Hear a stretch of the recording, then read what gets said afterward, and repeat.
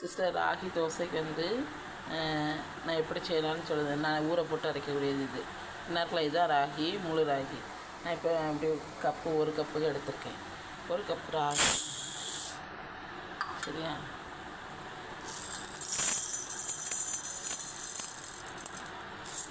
இல்லை, 1க்கு 1/4 கப்பு வந்து உளுந்து,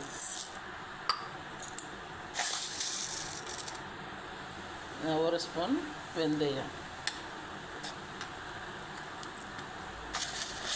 வெந்தயம் கரெக்டாக ஒரு ஸ்பூன் போட்டால் போதும்.